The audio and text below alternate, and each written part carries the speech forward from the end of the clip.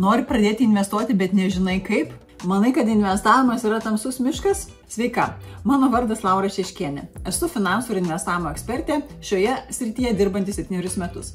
Ir šiame video noriu su tavim pasidalinti trumpais žingsniais, nuo ko reikėtų pradėti investuoti. Taigi nieko nelaukdami, pradedam.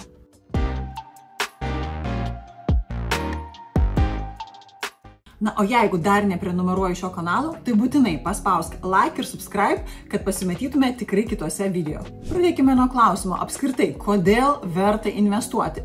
Ar kada susimąstai, kodėl būtent tu norėtum investuoti? Ar todėl, kad galbūt aplinkoje jau kai kurie tavo draugai tai daro, galbūt kažką girdėjai, perskaitai knygą, o kokia yra tavo tikroji investavimo priežastis? Ar investuoti nori todėl, kad nori uždirbti daugiau, nori praturtėti, galbūt staiga praturtėti, ar tave veda kažkokios kitos priežastys? Iš tiesų, viena iš priežasčių gali būti pelnas, nes jeigu mes laikysime savo pinigus sąskaitose, jie vienareikšmiškai nuvertės arba dar didesnė bėda, kas gali nutikti, mes paprasčiausiai juos išleisime. Sakau mes, bet esu tą pati ir tikrai padariusi ne kartą. Tai visų pirma, investavimas man padeda apsaugoti pinigus nuo savęs, nuo išlaidų ir nuo infliacijos. Ir ilgainiui investuoju taip, kad mano turtas, mano pinigai augtų. Taigi sužinosime, kaip tą padaryti jau visai netrukus. Tai pirmoji priežastis – pelnas. Antroji priežastis galėtų būti sudėtinių palūkanų efektas. Galbūt esi girdėjusi tokį žodžių junginį sudėtinės palūkanos, bet tai reiškia, kad ilguoju periodu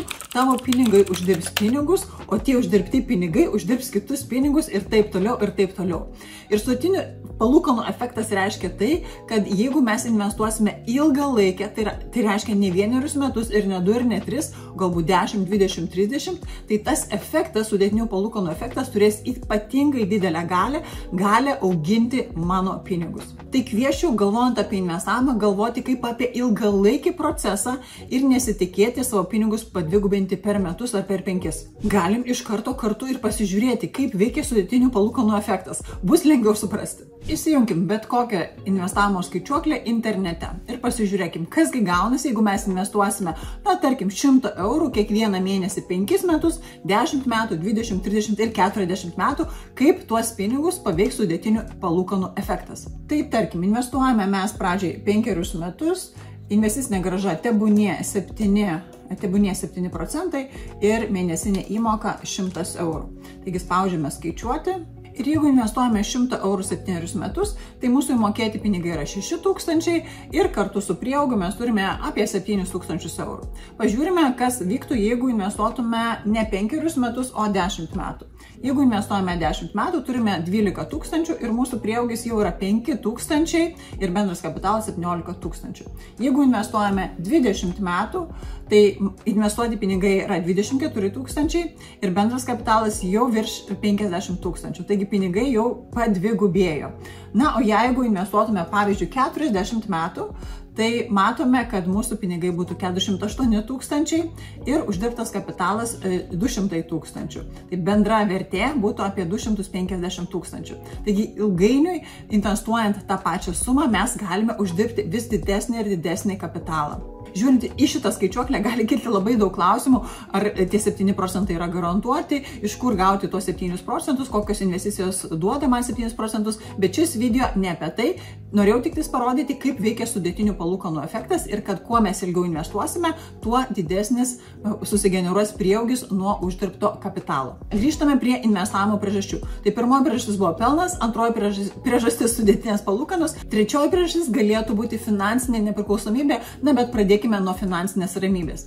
Jeigu tik pradedi dabar investuoti, žinoma, po metų tavo portfelis nebus greičiausiai labai didelis ir nebus labai didelis nei po 2, nei po 3 metų. Bet įsivaizduok, jeigu tą patį veiksmą kartosi ne vieną 5 metį, galbūt ne vieną 10 metį, gali išaugti visai reikšmingos sumos. Na ir įsivaizduok, jeigu šiandien jau turėtum tas sumas, jeigu būtum pradėjus prieš 10-15 metų, jau šiandien galbūt turėtum 50 000 eurų portfelį, galbūt net ir 150 000 eurų portfelį.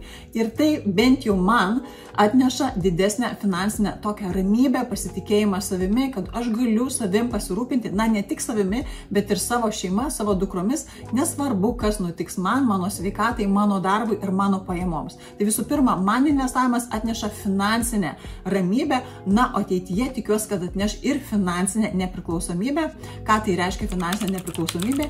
Kai mano pajamos iš investicijų generuoja man tokias pačias pajamas, kokias aš gaunu dabar atlikdama savo darbą ir darydama savo veiklą. Gerai, pakaks tų priežasčių, keliaukime prie veiksmų. Gali atrodyti, kad investavimas iš tikrųjų yra sudėtingas ir pasiekti tuos dalykus beveik neįmanoma, bet iš tiesų pradėti reikia nuo pačių paprasčiausių, kad ir mažiausių žingsnių. Šį kanalą Moterys investuoja kūriu visų mintimi, kad tai bus investavimo kanalas moterims.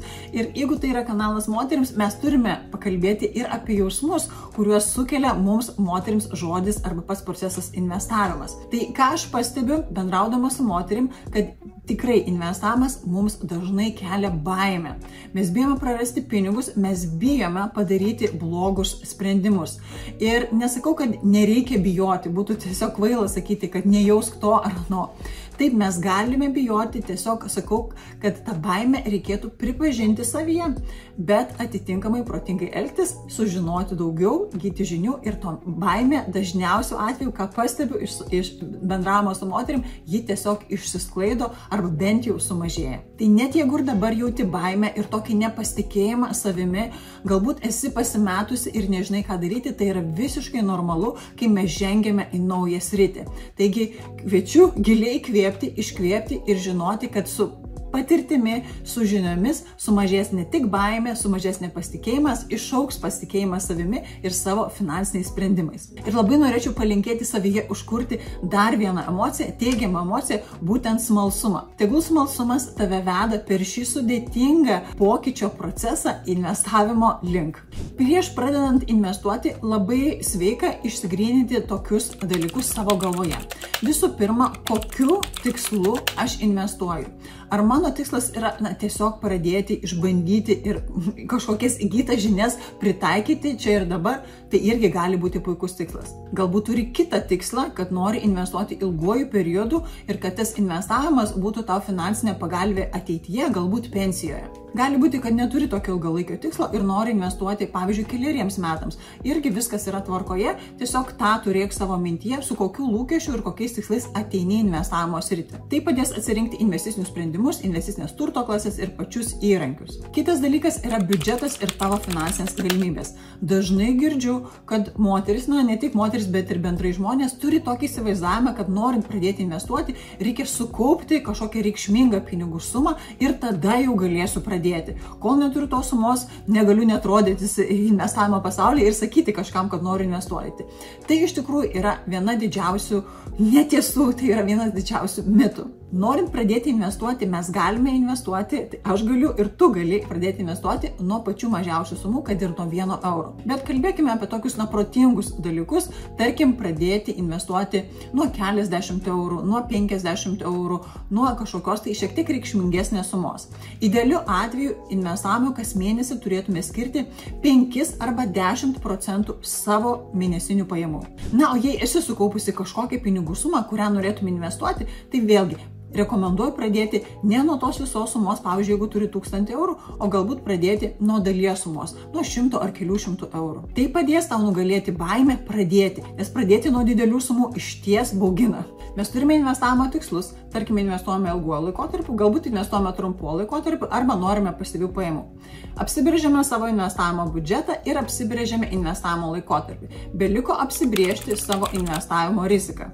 Kaip ją apsibrėžti, jeigu dabar aš jau bijau investuoti ir visiškai nenoriu rizikuoti? Ar tai reiškia, kad man reikėtų pradėti nuo pačios mažiausios rizikos? Galbūt taip, bet nebūtinai. Žinoma, mažiausia rizika būtų, pavyzdžiui, padėti pinigus į indėlį. Bet ar tai vadinsis investavimas? Na, kaip ir taip, bet galbūt ne to tikėjaisi. Galbūt įsivaizduoji, kad nori pradėti investuoti į akcijas, investicinius fondus, galbūt kriptovaliutas, bet nežinai, ar tokios investicinės priemonės tau tinka pagal tavo riziką. Taigi visų pirma, akcijos ir kriptovaliutos priskiriamos prie rizikingų arba netgi, sakyčiau, labai rizikingų sprendimų. Tačiau investiciniai fondai gali būti mažesnės rizikos sprendimas. Bet visi šie 3 mano išvardinti instrumentai tinka, jeigu investuoti nori ilgiau negu, sakyčiau, 1 metai, idealiu atveju 5 metams. Jei ketini pradėti investuoti ir neturi investavimo patirties ir nori investuoti periodiškai, sakyčiau, mano manymu, geriausias pasirinkimas tai yra pradėti tiesiog nuo investicinių fondų. Labai trumpai, kas tai investiciniai fondai. Investiciniai fondai yra akcijų arba obligacijų krepšeliai, į kuriuos eina keli šimtai arba keli tūkstančiai skirtingų įmonių akcijų ir obligacijų. Tai reiškia, kad man asmeniškai nereikia atsirinkinėti šitų įmonių, analizuoti, turėti daug žinių, daug laiko, kad tą galėčiau padaryti. Investicinis fondas man leidžia investuoti su diversifikuota rizika, patogiai, periodiškai ir tą galiu padaryti netgi per savo banką. Žinoma, galima sudaryti savo krepšelį iš akcijų, iš obligacijų, iš kriptovaliutų, iš sutelktinio finansavimo ir išsiplėsti iki begalybės. Tačiau noriu šiame video viską supaprastinti, kad pradėkime mes nuo vieno dalyko, o po to galėsime pridėti kitus. Taigi mano rekomendacija, jeigu esi pradedančioji investuotoja ir nori investuoti periodiškai, o galbūt kažkokią vienkartinę sumą, tą patogiausia padaryti per investicinius fondus. Ko reikės, kad galėtum pradėti investuoti į investicinius fondus? Visų pirma, tau reikės platformos, per kurią galėsi pirkti tuos investicinius fondus. Tai ta platforma gali būti bet kas. Tai gali būti tavo bankas, gali būti kita programėlė, gali būti Revolut, gali būti Trading 212, gali būti Interactive Brokers, gali būti Freedom 24. Tai išsirinkti programėlę bus tavo užduotis. Na, aš sakyčiau, paprasčiausias būdas, kad nereikėtų išsirinkinėti programėlės, tai tiesiog pasirinkti savo banką ir investuoti per jį. Na, o ateityje galėsi palyginti programėlę, sužinoti, kur yra didžiausias pasirinkimas, kur yra mažiausi mokesčiai, bet dabar į detalės nerekomenduočiau lysti, tiesiog svarbiausia dabar pradėti ir pažiūrėti, kaip su tuo jautiesi. Dėmesio, dabar parodysiu, kaip atsidaryti vertybinių popierų sąskaitą Swedbanke.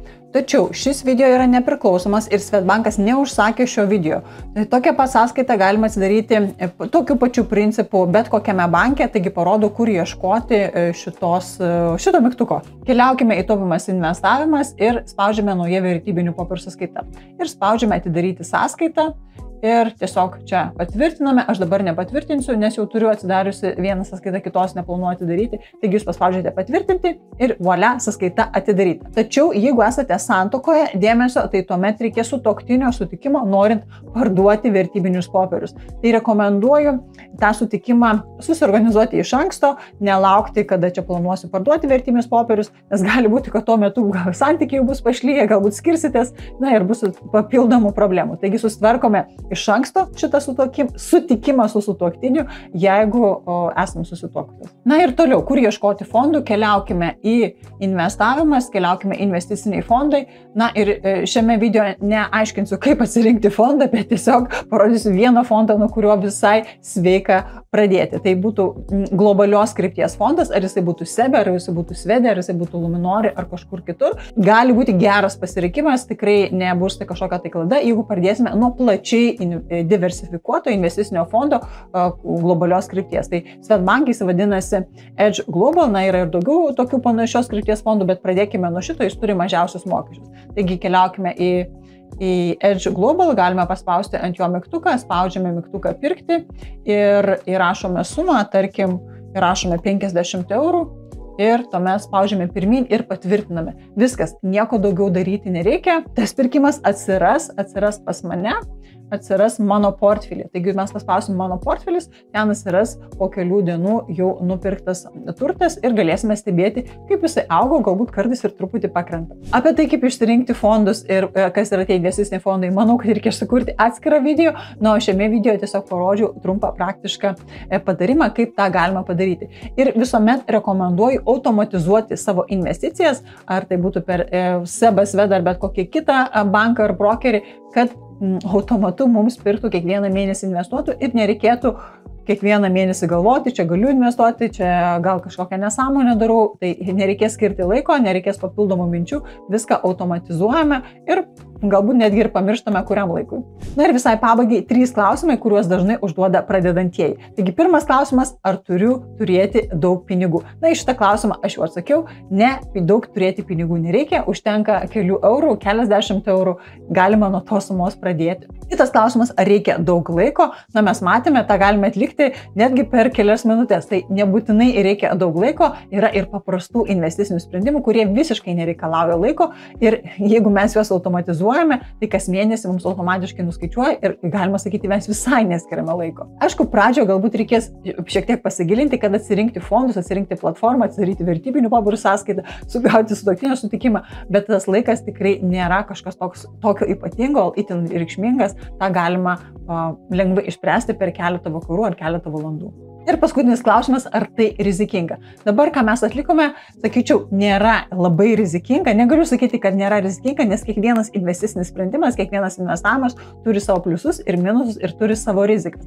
Taigi šis sprendimas yra tokios vidutinės rizikos ir fondo vertė gali pakilti, gali nukristi, bet apie tai kituose video arba kviečiu ateiti į investavimo mokymus, kur mes analizuojame giliau, kaip veikia investavimas, kaip atsirinkti fondus, kaip atsirinkti platformas, kaip susidėlioti savo portfelį. Taigi investavimo mokymų ieškok moterisinvestuoja.lt svetainėje. Na štai ir viskas. Tikiuosi, kad šio video pagalba pradėjai investuoti ir padarei savo pirmuosius žingsnius. Ir labai tikiuosi, kad sužadinau tavo smalsumą ir norėsi sužinoti daugiau, kaip veikia fondas, kaip pasirinkti platformas, kaip susidėlioti savo portfelį. Bet apie tai kitose video arba lauksiu tavęs investavimo mokymuose. Ir būtinai nepamiršk prenumeruoti kanalo, kad nepraleistum kitų edukacinių video. Ačiū, ate.